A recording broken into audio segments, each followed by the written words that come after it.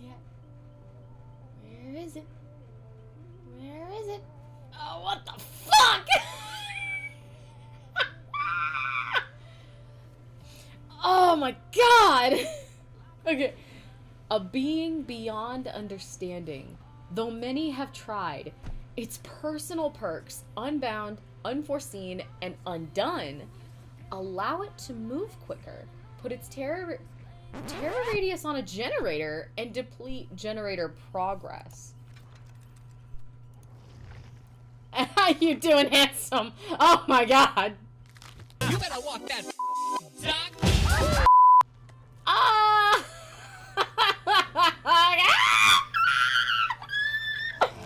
Oh, you're so pretty. Oh.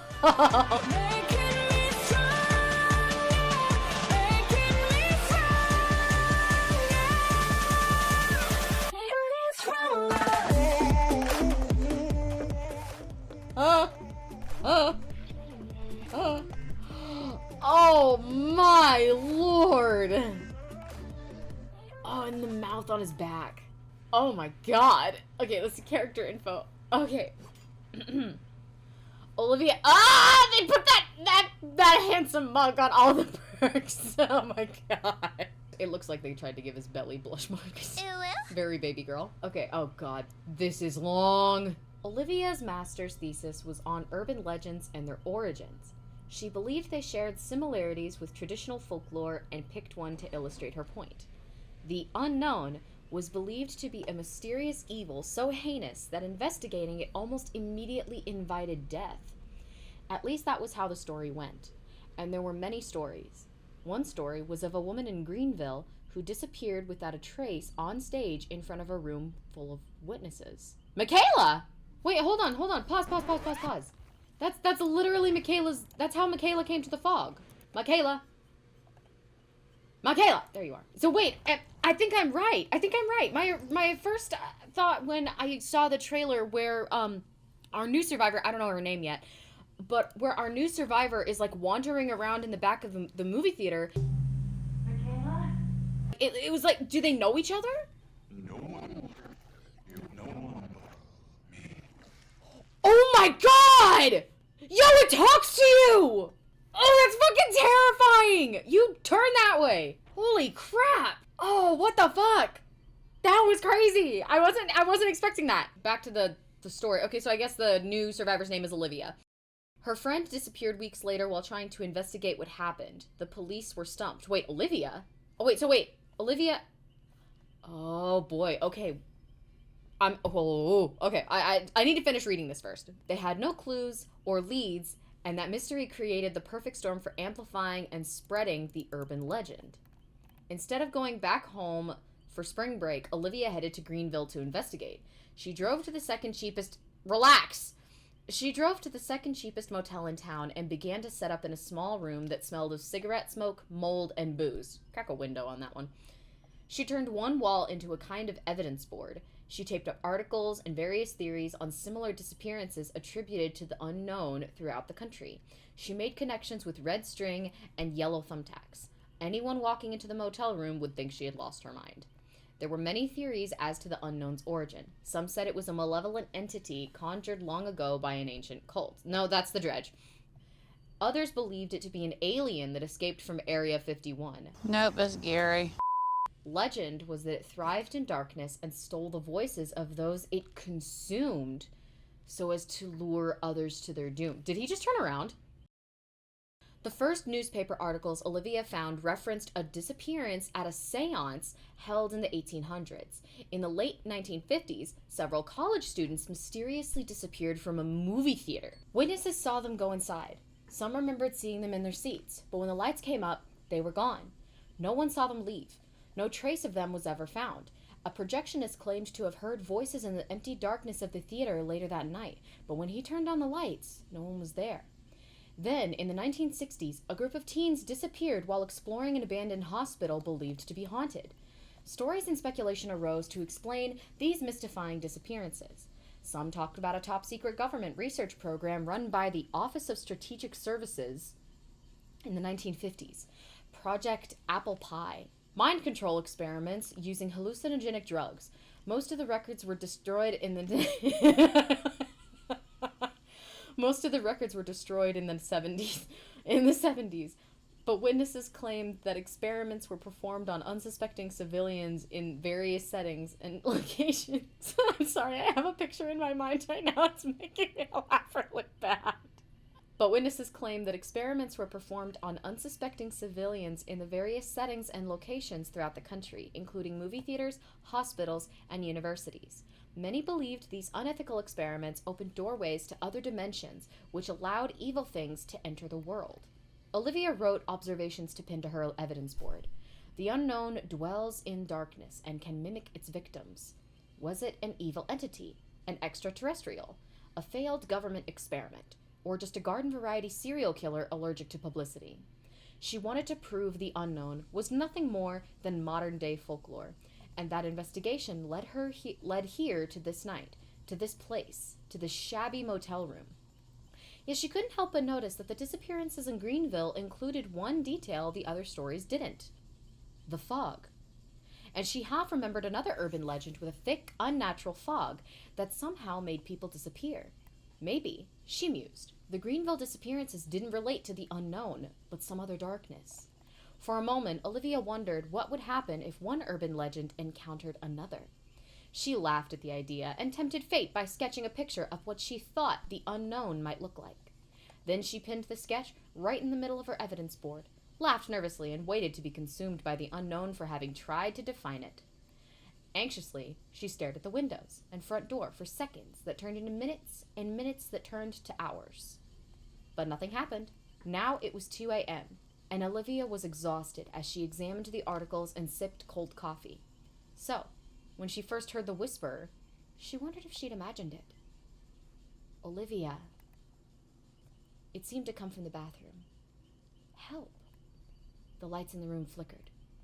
Who's there? Olivia stared with wide eyes at the closed door of the bathroom. Her mind was playing tricks on her. Or her friends had shown up to prank her. Ariella? Sean? Stop messing around. The lights continued to flicker as she edged closer to the bathroom. Fear spread in long waves through her, and a terrible realization bloomed within her that the unknown was behind the bathroom door, was preparing to make her pay for her hubris. Something began to whisper her name again. But then the voice rose, cracked, and distorted in sudden panic, as if the brooding creature behind the door were under attack. An unknown horror filled Olivia's heart and left room for nothing else. She breathed deeply as cold sweat beaded on her forehead. She placed her hand on the doorknob.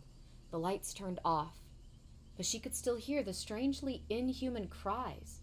And then the lights turned back on, and she could see a strange black fog, seeping through the bottom of the door.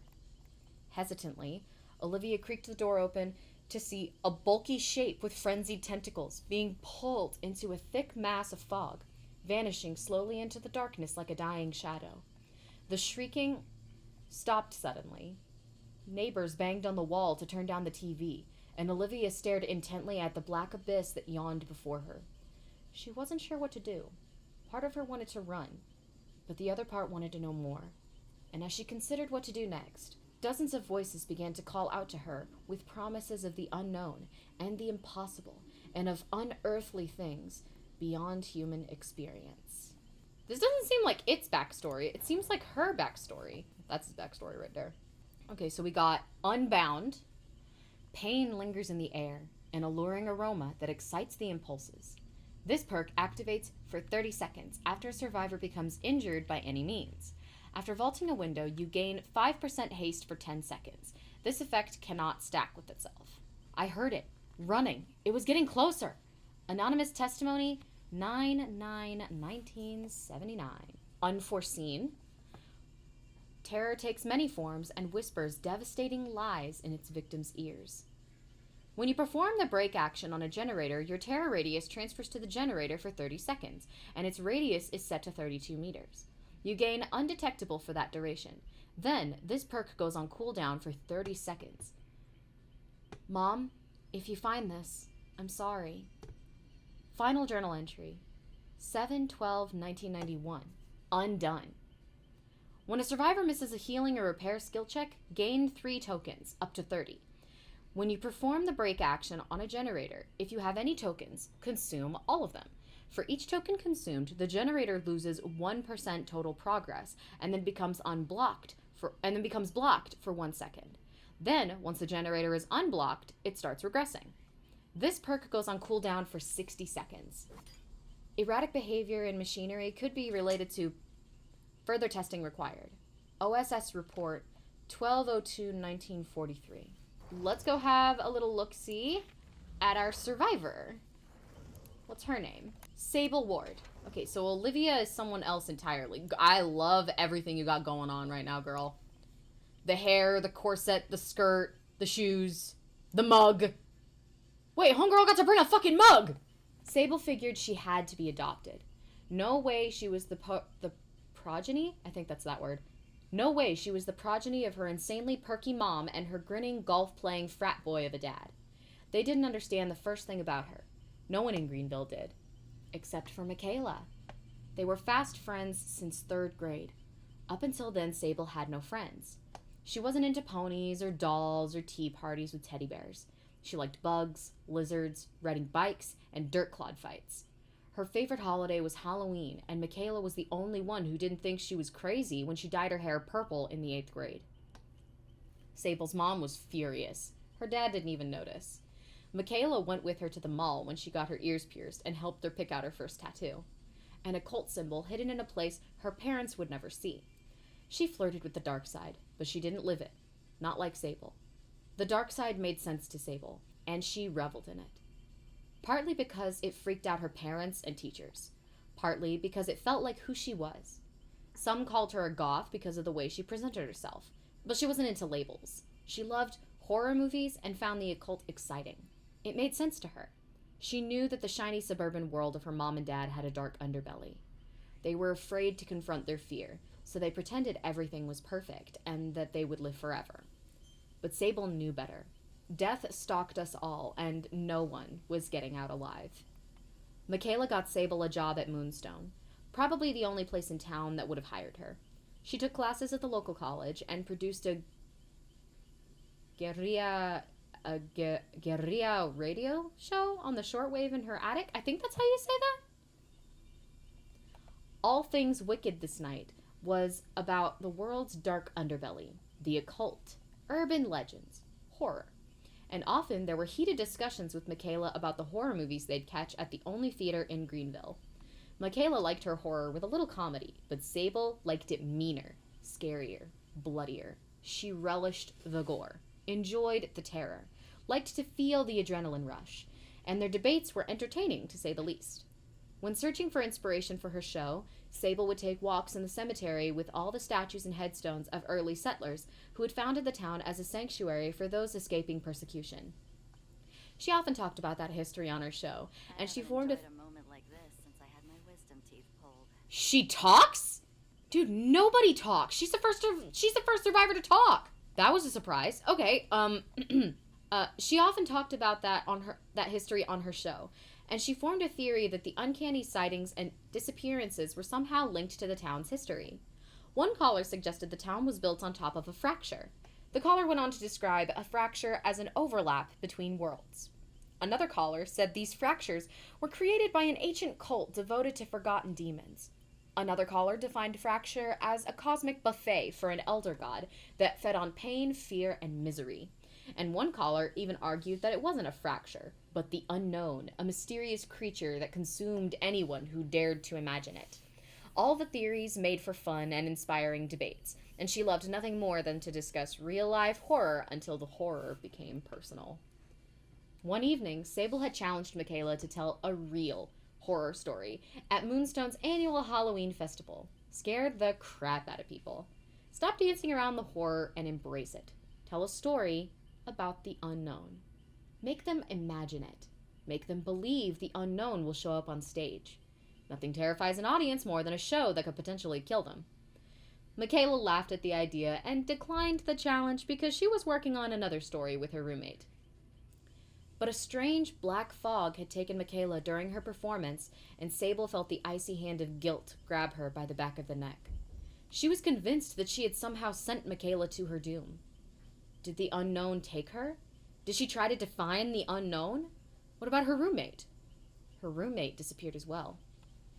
But then she realized Michaela's story wasn't about the unknown. It was about something else. Another dimension. A dimension filled with terrifying creatures, sadistic killers, and endless horror. This was not the unknown. With this realization, Sable began to investigate other disappearances in Greenville. Before long, she realized most of the disappearances occurred by the theater or somewhere close by. Investigating further, she discovered the theater was built over the ruins of an old one-room schoolhouse that had burned to the ground in the 1920s. Somehow, the students couldn't get out, and everyone perished in the flames. Feeling close to an answer, she continued her research and discovered 2 teenage brothers had recently disappeared from the theater, Elias and Elon. The only witness, their younger sister, Ellen, was committed to an institution after ripping her eyes out. And so, pretending to be a relative, Sable went to talk to Ellen, who admitted she and her brothers had been trying to steal old movie posters from the storage room behind the movie screen. She then described a secret door in the basement and a passageway that led to another place. A dark place. A cold place. An evil place. "Stay away from there," she begged. "Stay away." But Sable wasn't about to stay away. Not after that story. Determined to see Michaela again, Sable hitched a ride to the theater and soon found the door behind the movie screen. In the darkness, she jimmied the door open with a crowbar and headed down a creaking, wooden stairway to the dark cellar. A light switch activated flickering fluorescent lights that illuminated a room filled with broken theater seats and old movie posters dating back 80 years. She searched the sprawling basement and found a thick wooden door hidden behind a poster of the original Frankenstein. She pushed and shoved the door open to reveal an endless, circular stairway descending into perfect darkness. Using a pen light to navigate, she descended for 10 minutes before she noticed the cold, black fog rising from the lower depths. The same cold, black fog that had taken Michaela. Sable considered running back up the stairs to where she would be safe. But then she thought about the terrifying creatures and the sadistic killers and the endless horror, and she quickly decided she wasn't going to let her best friend have all the fun. Well, damn, okay. Why is there a spider? What? Invocation? Weaving spiders. The place where fear festers and terror treads is also where those with the gift can reach across the veil. When in the basement near the circle, press the ability button 1 to begin the invocation. Invocations take 120 seconds. Other survivors will see your aura during this and can join an ongoing interaction, increasing speed by 50% each.